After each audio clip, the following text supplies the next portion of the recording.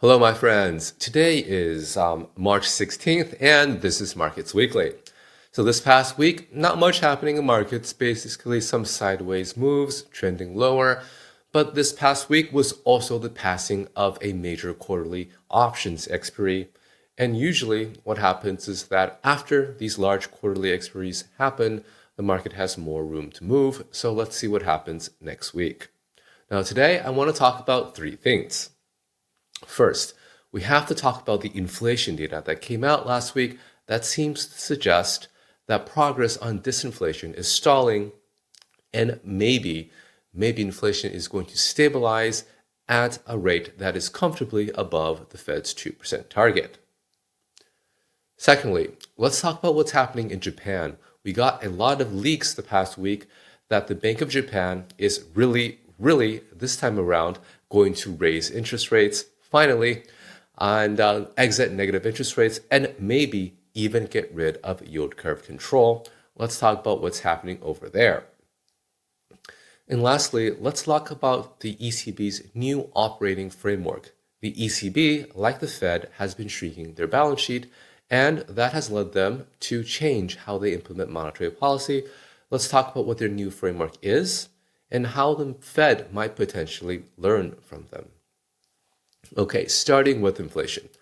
So just for some context, as you guys know, last month's inflation reading was higher than expected, and it shocked the market. Now, this past week, really kind of a replay. Inflation remains higher than many economists expect. So CPI looks like we had slight acceleration on a month-over-month basis, and it looks like if you take a step back, it looks like on an annual basis, that CPI seems to be stabilizing somewhere between 3 and 4%, which of course is comfortably higher than the Fed's 2% target.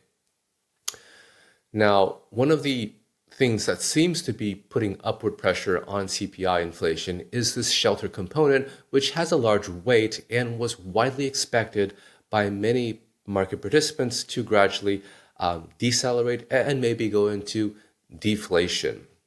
But that just doesn't seem to be happening. And if you take a step back, you can see that it looks like shelter inflation on a month-over-month basis is stabilizing at a pace that is above the pre-pandemic trend.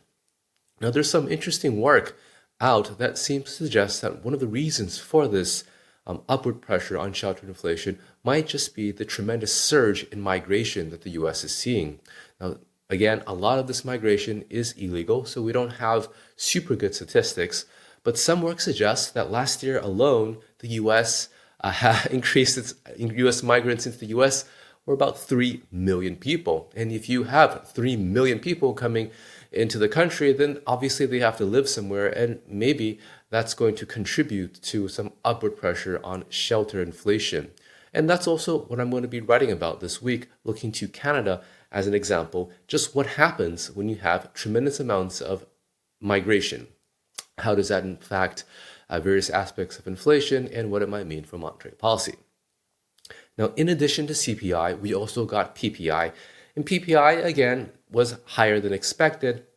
And it looks like, just looking at the past few months on a month-over-month basis, it looks like it's not decelerating. Now, PPI is important to many people because PPI feeds into PCE, which is the inflation measure that the Fed cares about the most.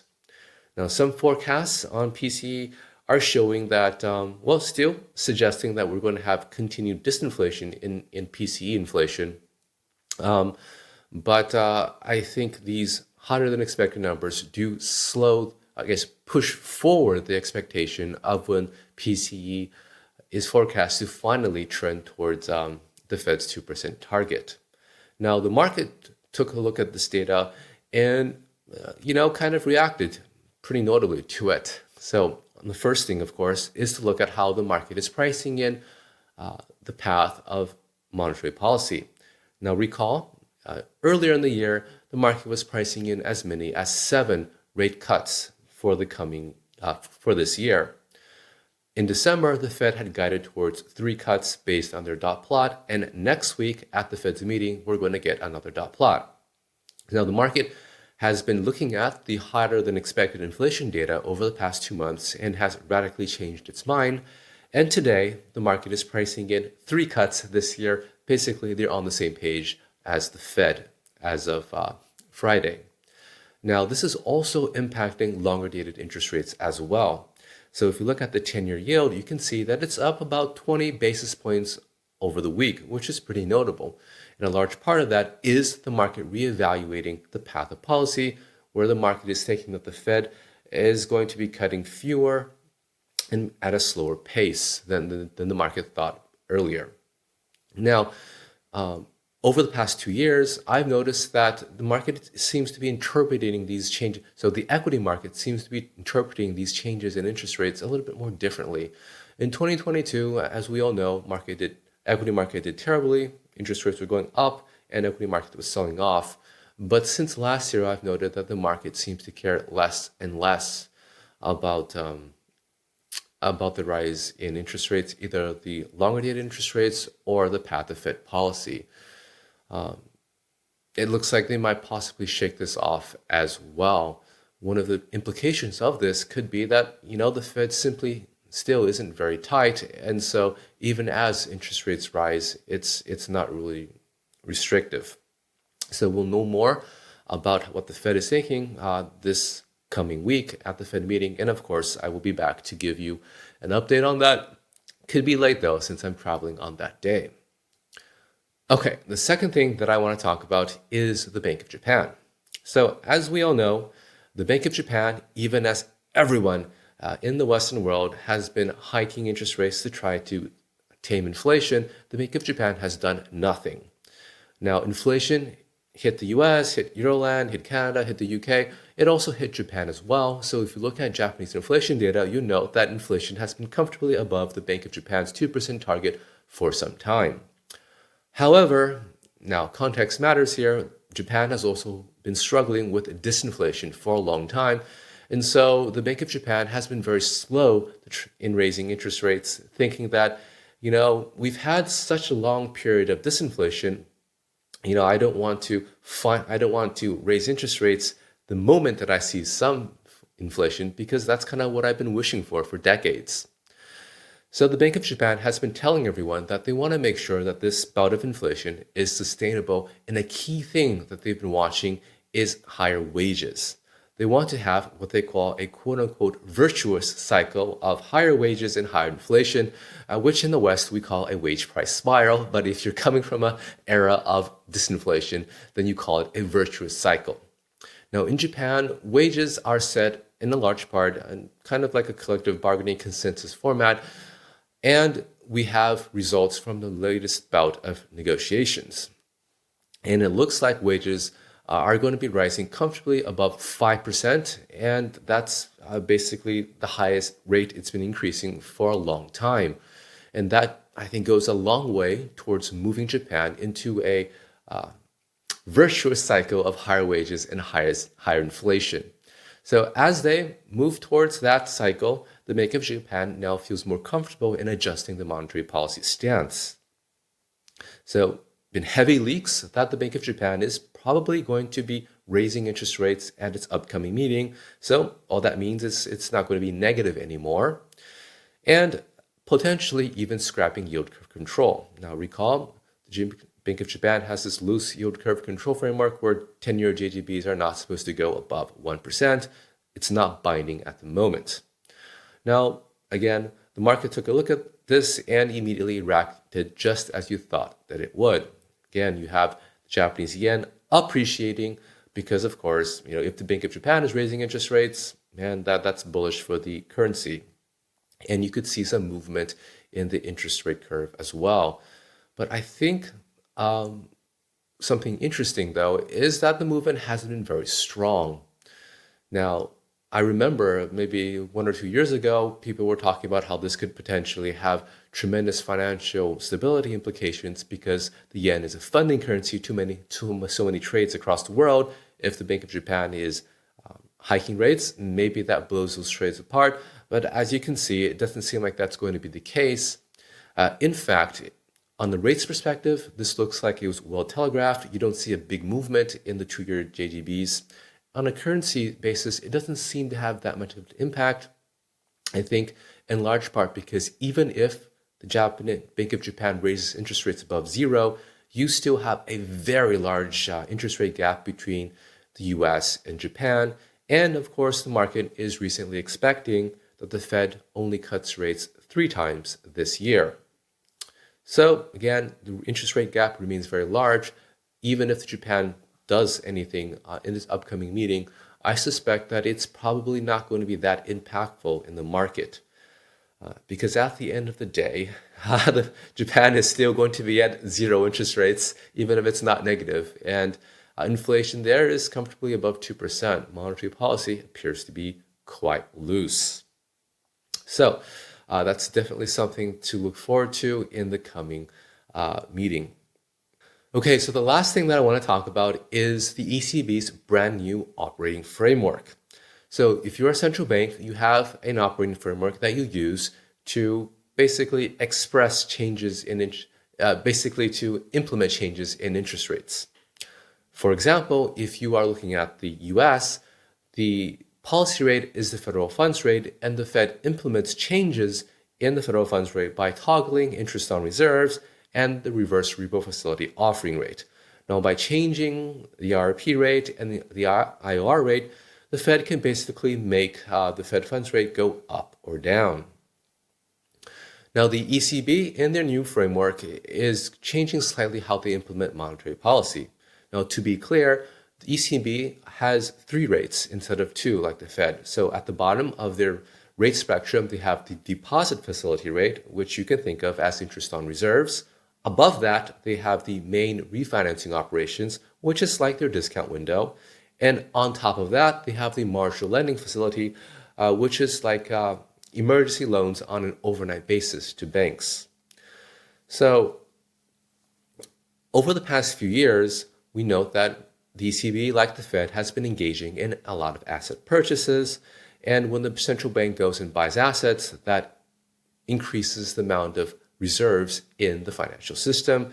And so the ECB, like the Fed, has significantly increased their balance sheet and is now in the process of shrinking their balance sheet.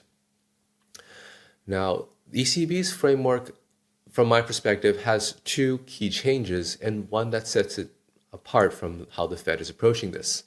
The first major change is that they're moving from a supply-driven framework when it comes to reserves to a demand-driven framework. And the second is that they're changing the spread between the main refinancing operations and the deposit facility from 50 basis points to 15 basis points. So in US terms, you can think of them as narrowing the spread between interest on reserves and the discount window. So the first change is what I find the most interesting.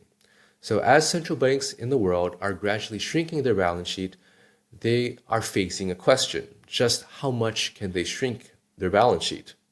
In Fed terms, this is basically trying to figure out what is the lowest comfortable level of reserves. Now, everyone knows that the banking system needs a certain level of reserves to function well, but the problem is no one really knows what that level is.